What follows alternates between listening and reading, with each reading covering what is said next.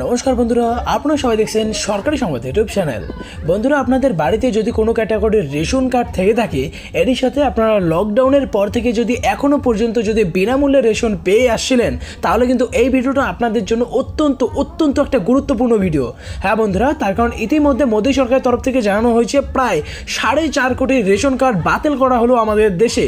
হ্যাঁ বন্ধুরা, এর মাঝে কিন্তু আপনারও রেশন কার্ডটা থাকতে পারে। ভিডিওটিকে শেষ পর্যন্ত দেখবেন আপনার রেশন কার্ডটা বাতিল হলো কিনা, বা কী কাজ করলে আপনারা এই ভয়ের হাত থেকে বাঁচতে পারেন, বা আপনার কি করতে হবে কি করতে হবে না, এই সব কিছু কিন্তু আপনাদের আজকের এই ভিডিওটিতে আমি প্রথম থেকে শেষ পর্যন্ত বুঝিয়ে বলে দেবো। তো অবশ্যই কিন্তু ভিডিওটিকে ধৈর্য সহকারে একদম শেষ পর্যন্ত দেখবেন। তো বন্ধুরা দেখুন, এই বিষয়ে এখানে হেডলাইনে বড় করে বলা হয়েছে যে প্রায় 4.5 কোটি রেশন কার্ড বাতিল করা হলো। মাথায় হাত সাধারণ মানুষের। আপনার রেশন কার্ডটা বাতিল হয়ে যায়নি তো? আপনি কি করে বুঝবেন যে আপনারটা বাতিল হয়েছে কিনা?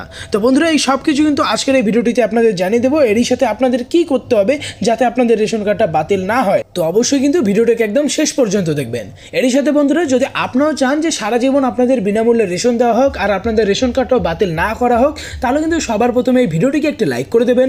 এরই সঙ্গে লাল রঙের সাবস্ক্রাইব বাটনে ক্লিক করে বেল নোটিফিকেশনটা অল করে দেবেন। তো বন্ধুরা, এখানে দেখুন প্রথমেই বলা হয়েছে যে মাথায় হাত সাধারণ মানুষের। জানা গিয়েছে যে দেশ জুড়ে প্রায় 4.5 কোটি রেশন কার্ড বাতিল করেছে কেন্দ্রীয় সরকার।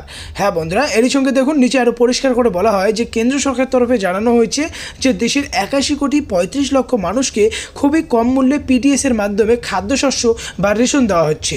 তো বন্ধুরা, এবারে কথা হচ্ছে যে আপনাদের রেশন কার্ডটা বাতিল হয়েছে কিনা সেটা আপনারা কিভাবে চেক করবেন।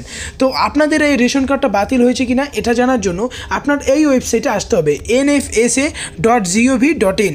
এই ওয়েবসাইটে আসার পর আপনার রেশন কার্ডের অপশানে ক্লিক করতে হবে। তারপর ration card details on state portals এই অপশানে ক্লিক করতে হবে। তারপর রাজ্য, জেলা, ব্লক, এপিএস এই সমস্ত নির্বাচন করার পর আপনার সামনে আপনার এরিয়ার রেশন কার্ডের নাম লিস্ট চলে আসবে। ওই নাম লিস্টে যদি আপনার নাম না থাকে তাহলে আপনার রেশন কার্ডটা বাতিল হয়েছে। এবারে কথা হচ্ছে বন্ধুরা, এর হাত থেকে বাঁচার জন্য আপনার কি করতে হবে। দেখুন এখানে পরিষ্কার করে বলা হয়েছে যে কেন্দ্র সরকার জানিয়ে দিয়েছে যাদের আধার কার্ডের সাথে রেশন কার্ডের লিঙ্ক করা নেই তাদের রেশন কার্ডটা বাতিল করা হচ্ছে।